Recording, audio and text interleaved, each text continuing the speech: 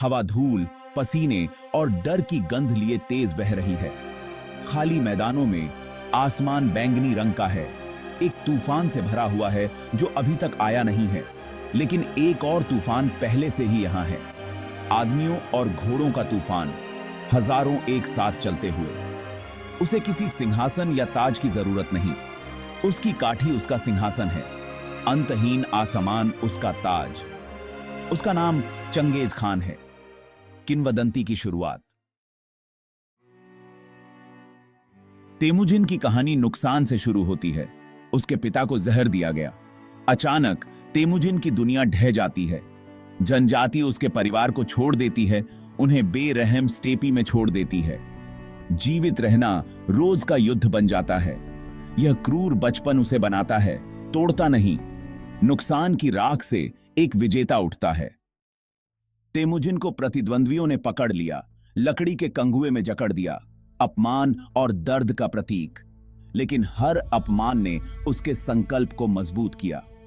एक रात उसने कंगुए को हथियार बनाया और भाग निकला। यह सिर्फ आजादी नहीं थी, यह पुनर्जन्म था। जंजीरें उसकी आत्मा को रोक नहीं सकीं। अब वह विजेता था और उसे कोई रोक नहीं सकता था।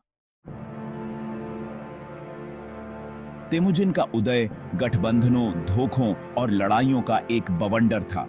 उसने अनुयायियों को इकट्ठा किया, परिवार, बहिष्कृत, अंतहीन जनजातीय युद्ध से थके हुए योद्धा। उसने सोना नहीं, दाप मुस्सी उनकी गाती किया, उनकी जीत और उद्देश्य का वादा किया। वफादारी को पुरस्कृत किया गया, धोखे का तुरंत न्याय किया गया। लड़ाई दर लड़ाई उसने मंगोल जनजातियों को एकजुट किया। उसने तातारों को कुचला, अपने पिता का बदला लिया, अपनी पत्नी को बचाया और प्रतिद्वंद्वियों को हराया। उसकी किंवदंती बढ़ती गई, अनंत नीले आकाश द्वारा पसंदीदा, अजेय। उसने पुरानी जनजातीय व्यवस्था को तोड़ा, खून से नहीं बल्कि योग्यता से पदोन्नति दी।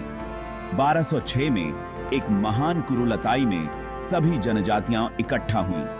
तेमुजिन को चंगेज खान, सार्वभौम शासक घोषित किया गया। जड़ों के लिए भटकने वाला लड़का अब दुनिया की सबसे दुर्जेय सेना का राजा था। खुद से किया गया उसका वादा अब हकीकत था। लेकिन उसकी महत्वाकांक्षा मंगोलिया से आगे तक पहुंची। दुनिया लेने के लिए तैयार थी। चंगेज खान का उदय पूरा हो गया था। अब मंगोल साम्राज्य उठेगा। मंगोल सेना ऐसी थी जो दुनिया ने कभी नहीं देखी थी। तेज, अनुशासित, भयावह। सेना का दिल, मंगोल योद्धा और उसका घोड़ा एक साथ चलते हुए। वे काठी में लड़ सकते थे, खा सकते थे और सो सकते थे। घातक सटीकता के साथ हमला कर सकते थे। उनका हथियार मिश्रित धनुष, छोटा लेकिन शक्तिशाली, घुड़सवारी के लिए एकदम सही। मंगोल तीरंदाज सरपट दौड़ते हुए तीर बरसाते थे। दुश्मनों को लुभाने और नष्ट करने के लिए नकली पीछे हटने का इस्तेमाल करते थे। अनुशासन पूर्ण था। 10, 100, 1000, 10,000 की इकाइयां। एक आदमी की विफलता का मतलब सभी के लिए मौत था। अटूट बंधन बनाना। झंडों और सींगों के संकेत चुप्पी में विशाल सेनाओं को निर्देशित करते थे। उन्होंने मनोवैज्ञानिक युद्ध में महारत हासिल की। लड़ाई शुरू होने से पहले आतंक फैलाया। एक नासमझ भीड़ नहीं बल्कि एक क्रूर परिष्कृत मशीन। उन्होंने घेराबंदी युद्ध सीखा। शहरों को तोड़ने के लिए इंजीनियरों और बारूद का उपयोग किया। मंगोल युद्ध मशीन असंभव गति से चलती थी। अपने रास्ते में सब कुछ बहा ले जाती थी। जब यह खुलता था तो यह प्रकृति की एक शक्ति थी। दुनिया मंगोल हमले से कांप उठी।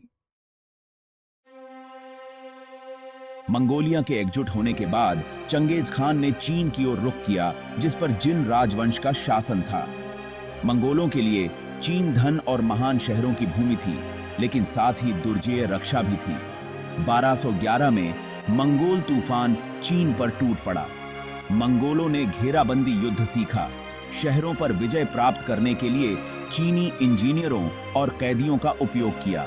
जिन्होंने विरोध किया उन्हें नरसंहार का सामना करना पड़ा। जिन्होंने आत्मसमर्पण किया उन्हें बख्शा जा सकता था। 1215 में मंगोलों ने झोंगदू, आधुनिक बीजिंग को घेर लिया और उस पर कब्जा कर लिया। शहर 1 महीने तक जला, उसके लोग मारे गए। उत्तरी चीन की विजय में लाखों लोग मारे गए। मंगोलों ने चीनी तकनीक और प्रशासन को आत्मसात किया, एक बसे हुए समाज पर शासन करना सीखा। इस विजय ने मंगोलों को खानाबदोशों से एक वैश्विक साम्राज्य के शासकों में बदल दिया। लागत स्टैगरिंग थी, लेकिन मंगोल छाया अब ड्रैगन की भूमि पर फैल गई थी। चीन का धन और ज्ञान खान को मिला। दुनिया मंगोल शक्ति को समझने लगी। स्टेपी ने सभ्यता को ही जीत लिया था। मंगोल साम्राज्य अब सिर्फ एक सपना नहीं था, यह एक वास्तविकता थी, आग और खून पर बनी हुई, और यह सिर्फ शुरुआत थी। चीन के बाद चंगेज खान ने पश्चिम में ख्वारजमियन साम्राज्य की ओर देखा, जो व्यापार और संस्कृति का एक समृद्ध केंद्र था। वह शांति और व्यापार चाहता था, युद्ध नहीं। 1218 में उसने व्यापारियों और राजनयिकों का एक कारवां भेजा। ओट्रार के गवर्नर ने जासूसों का संदेह करते हुए शाह की मंजूरी से उन्हें फांसी दे दी। चंगेज खान ने न्याय की मांग करने के लिए राजदूत भेजे। शाह ने एक को मार डाला और दूसरों को अपमानित किया। यह एक गंभीर अपमान था, युद्ध की घोषणा। चंगेज खान ने 3 दिनों तक प्रार्थना की, फिर बदला लेने की कसम खाई। सबसे बड़ा मंगोल आक्रमण शुरू किया गया। शाह ने मंगोलों को कम करके आंका, अपनी सेनाओं को पतला फैलाया। उसकी विभाजित की बेवफा सेना मंगोल तूफान का कोई मुकाबला नहीं थी। ख्वारजमियन साम्राज्य का भाग्य तय हो गया था। दुनियाओं का टकराव अपरिहार्य था और इसे खून से लिखा जाएगा। मंगोल कोई दया नहीं दिखाएंगे। सिल्क रोड लाल हो जाएगी। शाह की भूल इतिहास में गूंजेगी। चंगेज खान का क्रोध किंवदंती बन जाएगा। दुनिया कभी विश्वासघात की कीमत नहीं भूलेगी। मंगोल साम्राज्य अजेय था और उसका क्रोध अब भी शुरू हो रहा था। ख्वारजम पर मंगोल आक्रमणपूर्ण युद्ध था। शहर नष्ट हो गए, आबादी का नरसंहार किया गया। ओट्रार सबसे पहले गिरा। उसके गवर्नर को पिघली हुई चांदी से फांसी दी गई। बुखारा और समरकंद, सिल्क रोड के रत्न लूटे गए और जला दिए गए। मंगोलों ने सिंचाई को नष्ट कर दिया, उपजाऊ भूमि को रेगिस्तान में बदल दिया। फिर भी क्रूरता के बीच चंगेज खान ने व्यवस्था लाई। उसने यास्सा, एक सख्त कानून संहिता बनाई जो वफादारी की मांग करती थी, चोरी और विश्वासघात को मना करती थी। सभी धर्मों को समान घोषित किया गया। पुजारियों और विद्वानों को संरक्षित किया गया।